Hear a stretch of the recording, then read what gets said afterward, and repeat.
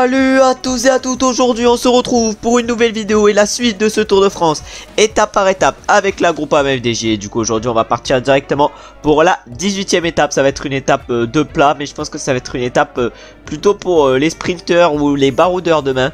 Puis aujourd'hui du coup pour vous, en tout cas sur la dernière étape on avait fini 10ème avec Godu. Il y avait Pinot qui avait terminé 3ème en IRL. Du coup c'est Félix Gall qui s'est imposé, magnifique victoire pour lui. Il s'impose devant Simoniette qui comme là termine du coup 2ème. Bon c'est assez réel. Et du coup non là c'est pas Pogacar qui a fini devant Vingegaard, mais c'est Vingegaard. Pogacar malheureusement défaillance pour lui. Vingegaard il a montré que ses médocs marchaient bien. Non je déconne, on va pas insinuer des choses. Surtout que ça se trouve juste le mec est monstrueux. Après ça m'étonnerait fort, mais peut-être que le mec est monstrueux. Il s'est transformé de vendeur de poissons à un meilleur grimpeur du monde.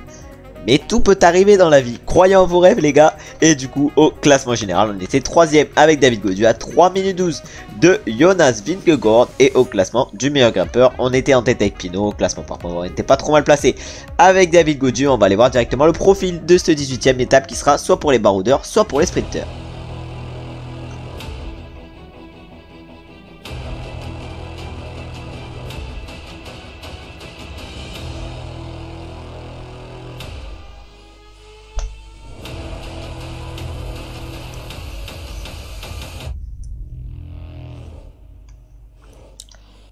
Presque 200 km qu'on va faire sur cette 18ème étape entre Moutier et Bourg-en-Bresse. Bon, ils avaient le parcours au début de l'étape pour faire une belle étape de montagne. Non, mais il fallait faire 2-3 étapes de montagne de plus là. Non, je rigole. Là, je rigole. Les mecs, ils ont assez souffert là et ils ont enchaîné des étapes de montagne de fou furieux.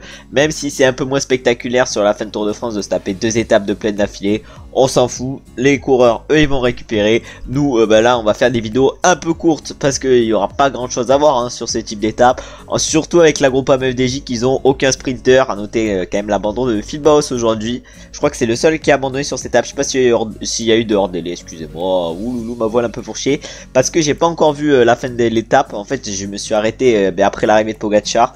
C'est-à-dire que je sais pas si les coureurs vont être hors délai. En tout cas, évidemment, Gaudu se tape une grande forme le jour où c'est une étape qui ne lui correspond pas. On a un Quentin pas cher également qui est en grande forme. Est-ce qu'il y a une bonne axelle le Quentin?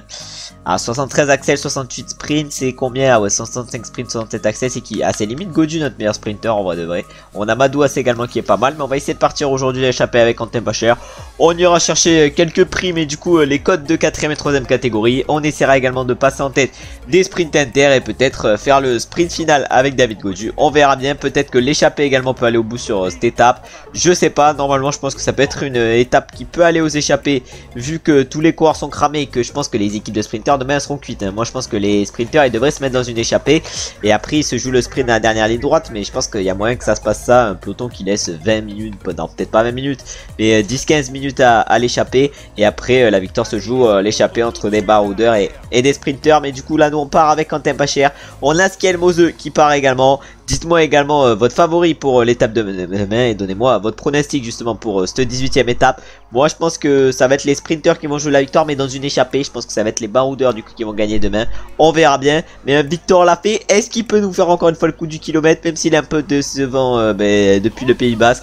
Je sais pas, dans le Pays Basque il avait un niveau de fou furieux et maintenant après c'est un coureur très irrégulier, mais maintenant malheureusement pour lui il est plus aussi fort que dans le Pays Basque. Et là on est du coup en train de mener le tempo avec Quentin pas cher, avec Skelmos derrière, et on va évidemment tout donner et se retrouver je pense directement pour la cote de 4ème catégorie où on essaiera d'aller chercher le point, alors que derrière ça roule quand même pas mal fort dans le peloton. Bon pour l'instant avec Quentin pas cher malheureusement on n'a pas réussi à prendre l'échappée parce que le peloton est roulé derrière l'échappée, mais là du coup j'ai l'impression qu'ils veulent laisser partir. Est-ce que nous ça va nous laisser partir ou ça va nous rouler dessus? Aucune idée. En tout cas il y a Mathieu Burgodeau qui prend notre roue et le peloton évidemment qui nous roule dessus. Et évidemment il nous roule dessus le peloton. Mais c'est quoi ces fraudes? Mais c'est quoi ces fraudes? Mais c'est bon, mais c'est aberrant. Moi je croyais que les baroudeurs ils allaient à le bout sur cette étape, mais non pas du tout. Le peloton il roule à une vitesse d'enfer pour essayer d'éviter qu'on parte. Non mais c'est vraiment frauduleux ça par contre. Et du coup je pense qu'avec Quentin pas cher on va pas pouvoir prendre l'échappée et on va se retrouver au sprint inter avec David Gaudu. Et on va essayer d'aller chercher le maillot vert avec David Gaudu, parce que là ces sprinters ils nous cassent les pieds. On va leur prendre le maillot vert et ils vont comprendre ce que ça fait. Attends, là c'était maillot de la montagne. On est où au maillot vert? On est où au maillot vert? On est 5ème avec 177 points. On va aller chercher le maillot vert avec Van Der Poel. Oh lolo. Et on va se retrouver du coup directement au sprint inter. Et après on se retrouvera dans le final où on essaiera de piéger les sprinters avec David. Et pourquoi pas d'aller chercher la victoire, même si voilà c'est une étape pour sprinter.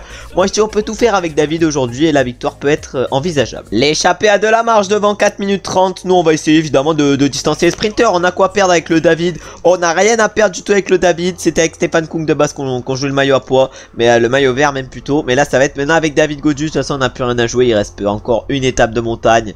Bon, l'étape de montagne c'est sur la 20ème étape. C'est pas en faisant des trucs comme ça qu'on va perdre notre avance au maillot vert et qu'on va pas revenir sur Van Si on va pas revenir sur Van Der Poel, là c'est bon, le maillot, le ravito il est après. Mais du coup est-ce que le 78 Axel de Gaudu peut nous servir? On va voir ça. En tout cas là on va essayer de prendre l'aéro sprinter.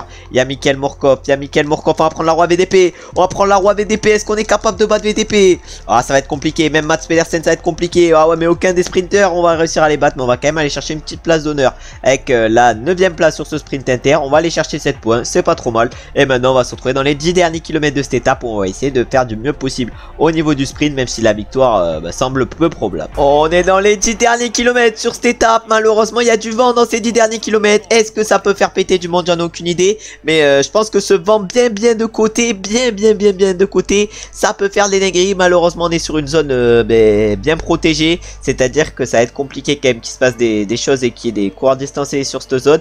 Mais sinon ça aurait pu être bien propice aux bordures. Mais là il y a un vent de fou furieux dans ce final d'étape. Et je pense que même une attaque avec Stefan Kung ça aurait pu être intéressant. Et justement on va accélérer peut-être avec David Gaudu. Ah mais je pense pas qu'on fasse de différence. Non on fait pas trop de différence quand même avec David Gaudu. Une petite, une mini. Mais c'est pas grand chose. Par contre je peux dire à Stefan Kung je pense d'accélérer. Et Stefan Kung il peut en faire une belle différence aujourd'hui. Attends on va voir. On va voir si Stefan Kung il fait une belle différence. En tout cas les échappés résistent bien. Ils ont encore 30 secondes d'avance. Et là le vent il est full de côté. Il est bien de côté. Ça fait des cassures. Ça fait des bordures. Est-ce que des coureurs intéressants pour le général vont être distancés? J'en ai aucune idée. Mais ça fait des cassures ce vent de côté. Ah ouais mais là à la sortie. Ah là ça faisait des cassures. Non maintenant il n'y a plus de cassures. Mais ça faisait des sacrées cassures ce vent de côté. Et en IRL s'il y a vraiment un vent de côté comme ça, cette étape de demain peut être intéressante. En tout cas on a encore 149 dans le peloton. Il n'y a quand même pas eu trop de cassures avec ce vent de côté. Là 4 km encore. Gianni Moscon il arrive encore à résister. 28 secondes d'avance sur nous et le peloton. Ah ouais il y a Sinkel, Damien Krak, Andersen. Ouais, les mecs sont hyper bien placés. Et nous voilà on est à 4 km de l'arrivée. On a 20 points peut-être à aller chercher pour le maillot vert. 50 si on rattrape Gianni Moscon. Ouais Gianni Moscon il est en difficulté. On va le rattraper. On va le rattraper le Gianni Moscon. Mais nous est-ce qu'on va pouvoir tout donner? Est-ce qu'on va pouvoir faire une bonne fin d'étape avec David Gaudu? J'en ai aucune idée. En tout cas Groenewegen il vient de se faire distancer. C'était peut-être un des sprinters favoris aujourd'hui mais il est distancé. Ah ouais mais là 2 km encore. 2 km encore. Ah ouais mais là c'est Pascal Eckhourn. Pascal Eckhourn qui va emmener, j'ai l'impression, Caleb Ewan, lui qui a abandonné malheureusement Nierel. Ah mais non mais là il a abandonné aussi. Oui, oui, oui. Oh là là j'ai eu chaud. On a Fabio Jakobsen devant. Il y a même Julien Lafilippe qui l'a distancé. Mais non on va essayer de piéger les sprinters. Non ça va être compliqué. Ça va être compliqué quand même de piéger les sprinters. Mais là ça arrive en flot plat descendant. Pourquoi on peut pas lancer? Oh là là il a mis 10 ans à lancer ce mec. Oh allez David. Allez David. Allez. Oh bah je fais 8ème ou 9ème, moi je sais pas.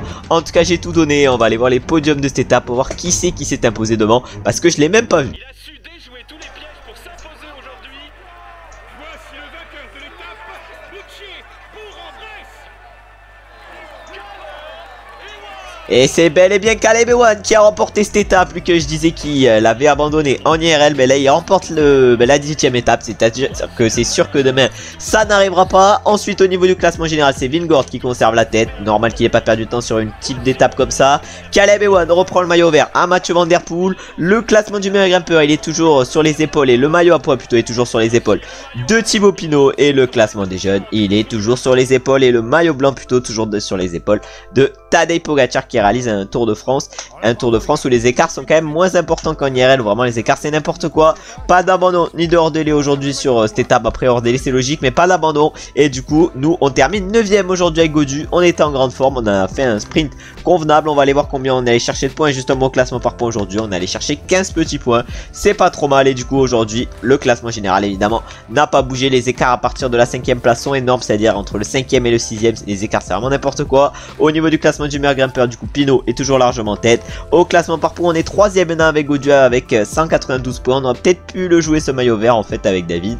Bon c'est pas très grave. Au classement des jeunes là Van der Berg est 7ème. Pogacar est en tête largement. Au classement par équipe rien n'a changé. Au classement de la combativité c'est toujours Pinot qui est en tête.